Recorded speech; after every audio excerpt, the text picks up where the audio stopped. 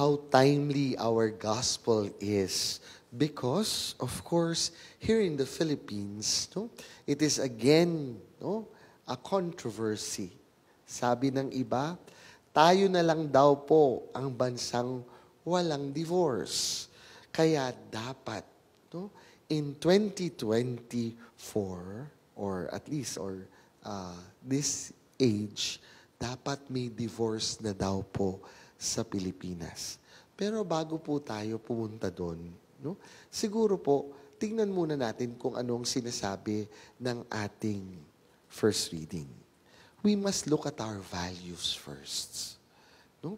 Because the values of patience and perseverance are no longer sometimes found in the mouth of people. No? Bakit? Kasi kung minsan, no, unang-una, ayaw na ng mga tao na nahihirapan. It is as if every form of pain, every form of suffering is bad. But in truth, sometimes suffering is needed so that we can become stronger. No? Pag masyado na po tayong spoiled, pag masyadong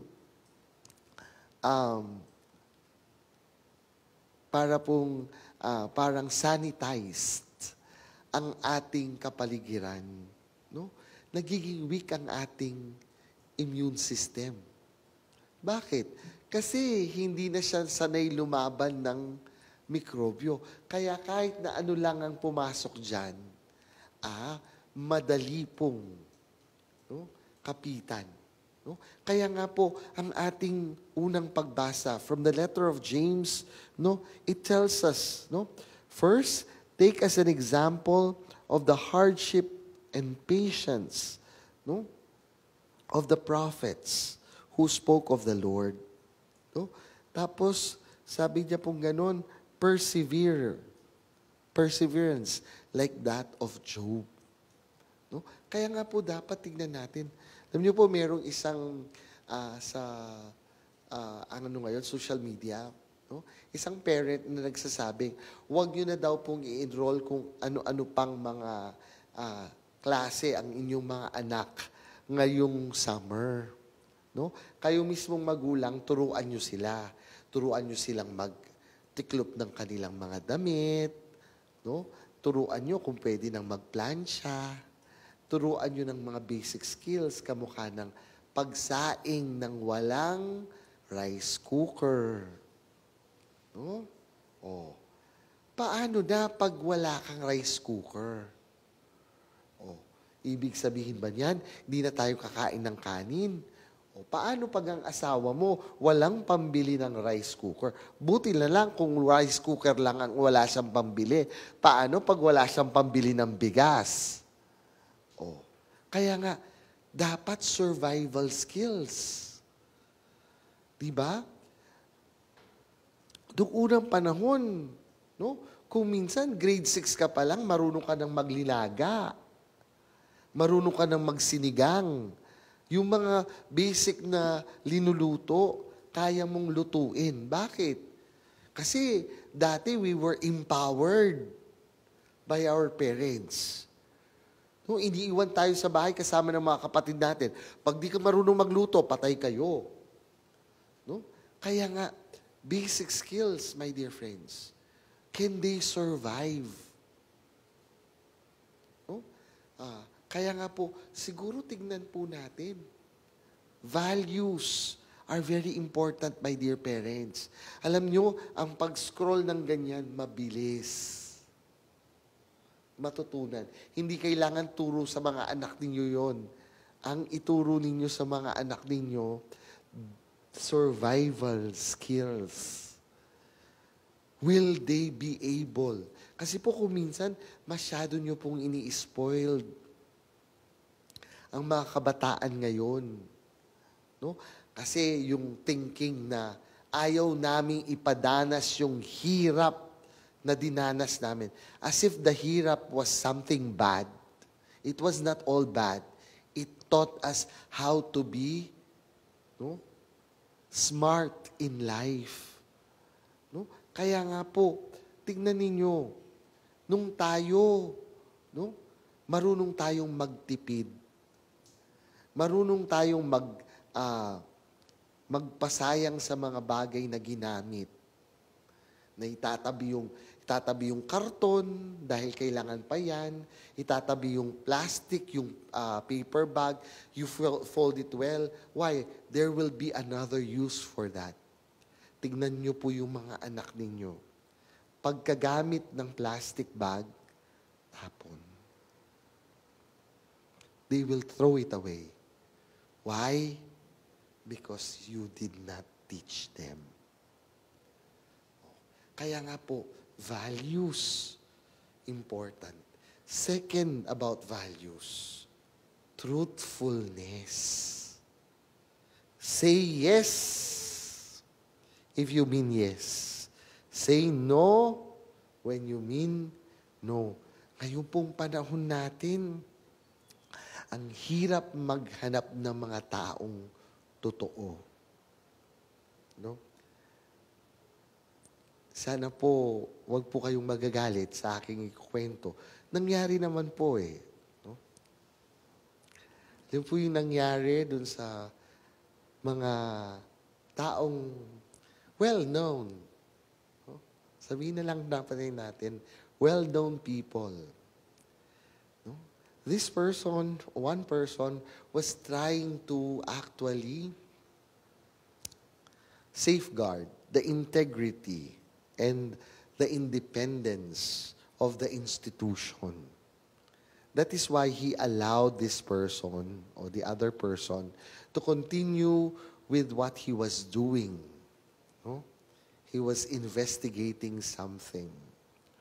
And yet, lo and behold, when the people who were at power wanted everything to stop, bandang huli, yung pinoprotektahan, linabanan yung mismong nagpoprotekta sa kanya. No? Why? Because there is no more value in truthfulness. No? It seems that somehow we have eroded the truth so much na sometimes we ourselves are already entrapped. We do not know what is the truth and what is not true. Kung minsan, kaharap mo na yung tao, plastic na plastic pa rin pala. No? Kaya nga po, sana, let us come to the basics. No? Let us remove the euphemisms of historical revisionism, fake news, white lies, half-truths.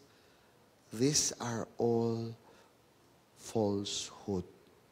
Plain and simple. No? Hindi na po dapat natin gandahin yung pangalan. No? Pag po nagko-confess yung iba sa atin, sabi niya, Father, white lies lang naman po. Kahit na ano pa po yan, white, pink, green, violet, kahit na ano pa po lies, they are lies.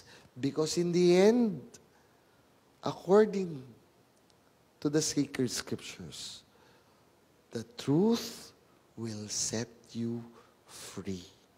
Only the truth. Why? Because who is the truth for us? He is only one. Jesus said, I am the way, the truth, and the life. He is the truth. There can be no other. And so, we must always be on the side of the truth. Kaya alam nyo, pag linoko kayo ng inyong boyfriend o girlfriend, umiyak kayo hindi dahil sa inyong boyfriend or girlfriend. Sabihin nyo sa kanya, umiiyak ako because you are not in the side of the Lord. Because if you are in the side of the Lord, you must be in the side of truth. And so, goodbye to you because you are not worth it. No? Hindi po. Dapat po. Kasi kung maluloko ka niya ngayon na hindi pa kayo mag-asawa, di lalo kanyang lolokohin pag mag-asawa na kayo. No?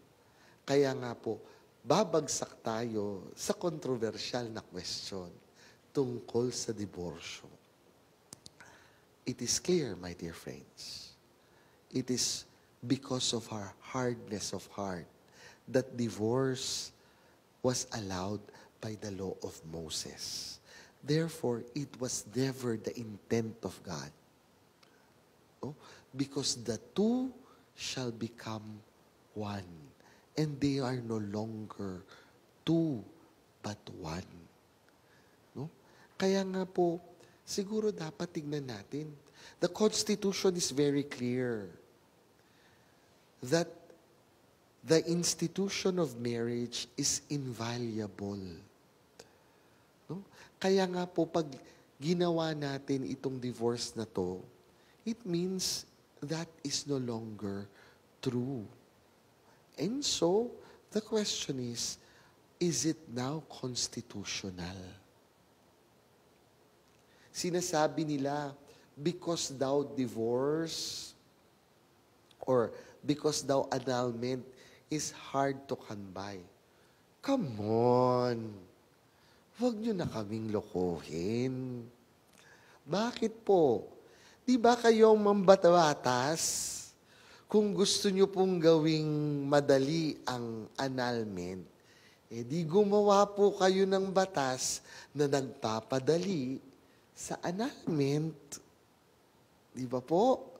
The processes of annulment can be actually streamlined. The church actually streamlined the process of annulment on the ecclesiastical side. Ang tanong, bakit ayaw ng mga legislators natin na ang annulment na lang ang kanilang streamline? Second, they are legislators. They can also legislate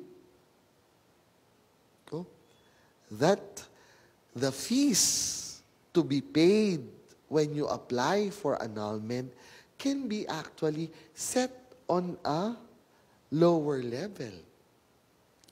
Especially, they can be set free for the poor. Diba? Kaya nilang gawin yun. Bakit pag mga korporasyon nang naghihingi ng tax exemption, nabibigyan nila? Ang tanong, bakit hindi ang mamamayang Pilipino? Kung po talagang sinasabi nila that they are not intending to destroy the family, but they are actually intending to give the people who are in a situation, precarious situation, a second chance. Annulment is already present. No? And it is actually a better way because we can look where the fault is so that the parties will not fall into the same trap. No? Kasi po, bandang huli, when we already erode weddings or the marriage, ano po mangyayari? Sinasabi nila, it will not affect other marriages. It will. Kasi pwede ko namang sabihin, sige, magpakasal tayo, try natin. Pag di nag-workout, hindi bukas magpa-anal tayo. Remember, the shortest wedding of them all. No? Wag po natin kakalimutan yon. The shortest wedding of them all.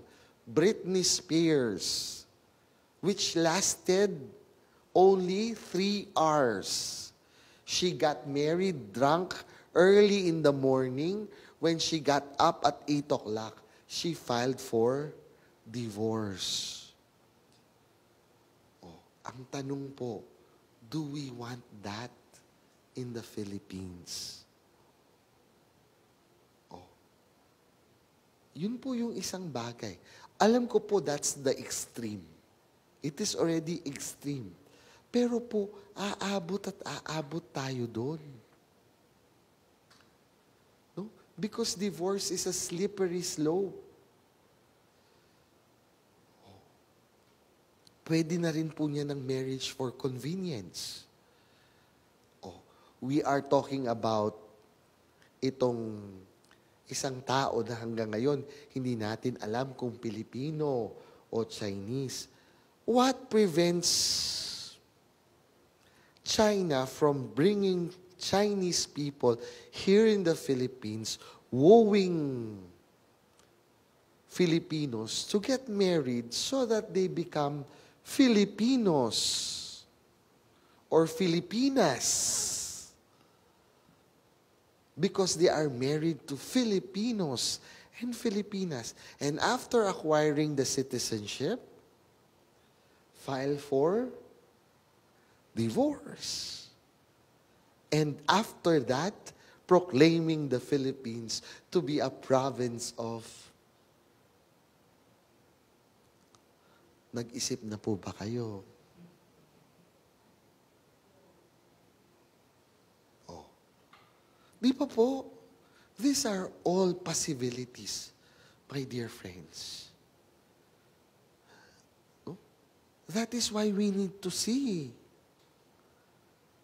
Oh, tinatawanan nyo yan. Who thought a mayor could be someone who we do not know if he is Filipino or not? Mayor pa lang po yan. Paano pagdating na ng panahong gobernador na yan? O senador na kaya? Baka isang araw gumising tayo, presidente na pala ang hindi Pilipino. Kaya nga po, we need to be very careful. Because in the end, my dear friends, we Filipinos are very familial people. No? Whether we like it or not, who will suffer in every separation? Children. No? The children. Tapos po sinasabi ninyo, may problema tayo sa populasyon. Hindi ba po ba mas darami tayo pag pwede nang mag-separate ang mga mag-asawa? So after 3 children, separate. After another 3 children, separate. No? Meron pong studies. No? There is a study in the United States where it shows that those who get divorced actually marry 3 or 4 times more. Therefore, they will be repeated divorces after this. And so, how many children will suffer? And so, my dear friends, in the end, it is simple. We can have varying opinions about many things. But in things that are important, let us always remember that there should be only one standard, and that is the standard of the gospel. We must always be on the side of the Lord. For every other thing, let us be liberal and accept all kinds of opinions. But on things that are important, let us always put them on the tests of the barometer of the Lord. Simple lang po yan. Ang sukatan, si Jesus. Sa ibang bagay, pwede tayong magkakaiba ng opinyon. Pwede nating tanggapin lahat ng opinyon. Pero in things that are important, let us keep to mind, we must always be on the side of Jesus, who is the truth. Amen.